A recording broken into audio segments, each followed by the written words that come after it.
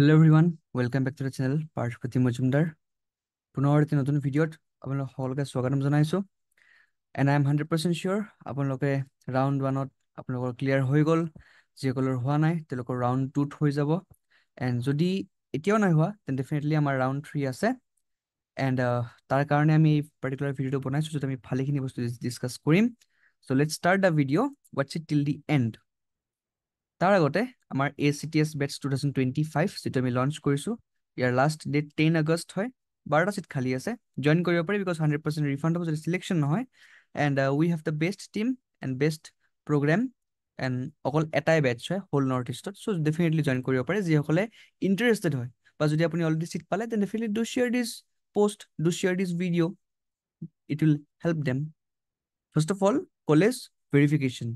এনেকুৱা ধৰণে আপোনালোকৰ ৱেবছাইট বিলাকত পাৰ্টিকুলাৰ কলেজখিনিৰ ফৰ এক্সাম্পল দিছ ফটো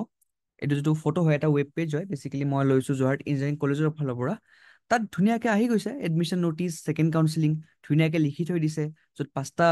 ক'ব গ'লে পইণ্ট দিয়া আছে ডাউনলোড এডমিশ্যন নটিচ বা ডাউনলোড এনেক্সাৰ 1 বা এনেক্সাৰ 2 বা যিখিনি ডকুমেণ্টছ লাগে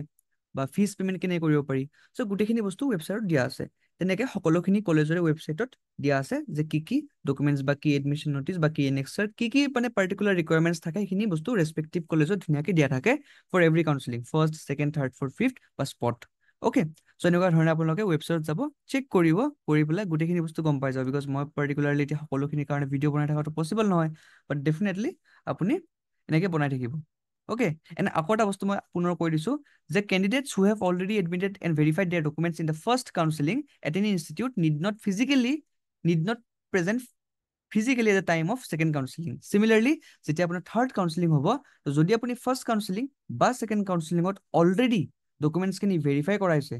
already everything is done then যদি third counselingত পাইছে then আকৌ দুবাৰ যাব নালাগে বা দুবাৰ ফিজ পে কৰিব নালাগে বা দুবাৰ কৰিব নালাগে হা এটা যোনে ফাৰ্ষ্ট কাউন্সেলিঙত নাই পোৱা ছেকেণ্ড কাউন্সেলিঙত নাই পোৱা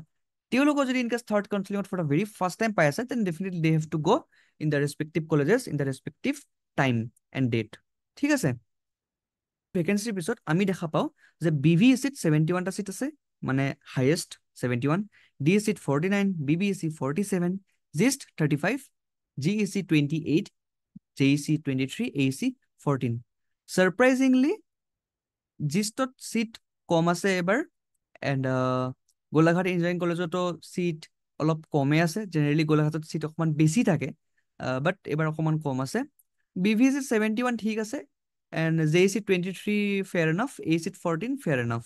ঠিক আছে এইখিনি এইটো এটা ট্ৰেণ্ডে হয় এনেকুৱা ট্ৰেণ্ডে ফ'ল' কৰে এণ্ড বহুতে ভাবিছে যে চিট এবাৰ কম আছে নেকি এবাৰচোন চিটে নাই বাট মই অলৰেডি ভিডিঅ' এটা বনাই থৈ দিছিলোঁ প্ৰিভিয়াছ ভিডিঅ' যদি আপুনি মোৰ প্ৰিভিয়াছ ভিডিঅ'টো চাইছে এই পাৰ্টিকুলাৰ ভিডিঅ'টো যিটো প্ৰিভিয়াছ ভিডিঅ' হয় তেনেহ'লে এটা PPT আছিলে য'ত ক'ব গ'লে মই কৈ দিছিলোঁ যে আমাৰ আৰু ৰাউণ্ড 2 যিসকলে এলত হোৱা নাই তেওঁলোকৰ ৰাউণ্ড 3 আছে ৰাউণ্ড 3ত কিমান চিট খালি থাকিব 260 চিটছ ৰাউণ্ড 4ত 140 ৰাউণ্ড 5ত 60 স্পট এডমিশ্যন 20-25 চিটছ খালি থাকিব ইয়াত মই অলৰেডি কোৱা হৈছিলে এণ্ড এতিয়া য'ত আপোনালোকে এইখিনি বস্তু দেখা পালে চ' আপোনালোকে গম পাই যে টোটেল চিটছ কিমান আছে 267 ফৰ ৰাউণ্ড 3 চ' মই কৈছিলোঁ 260 আছে 267 চ'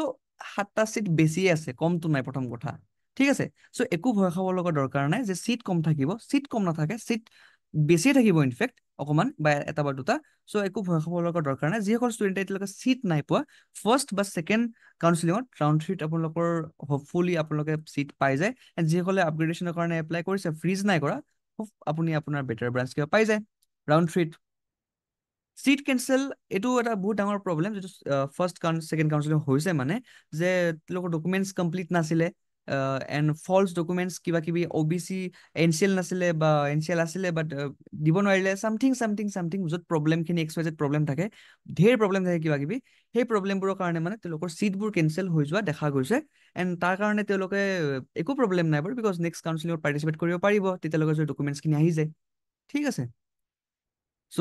all the best and at the end আমাৰ ফ্ৰী হোৱাটছএপ গ্ৰুপ আছে জইন কৰিব পাৰে তাত মেছেজ কৰিব পাৰে চেট কৰিব পাৰে যিখিনি প্ৰব্লেম থাকে গোটেইখিনি চল্ভ কৰিব পাৰে বিকজ পাৰ্টিকুলাৰলি এভৰিডে ভিডিঅ' বনোৱাটো পচিবল নহয় মোৰ কাৰণে and Telegram group for free আছে তাত মই আপডেটছখিনি গোটেইখিনি দি দিওঁ চ' ডেফিনেটলি জইন কৰিব পাৰে and at the end ACTS batch 2025 আমাৰ অলৰেডি বেটছ ষ্টাৰ্ট হৈ গৈছে ছেশ্যনছ হৈ গৈছে 2-3টা এণ্ড আমাৰ বেটছ সোনকাল ষ্টাৰ্ট হ'ব চ' ইয়া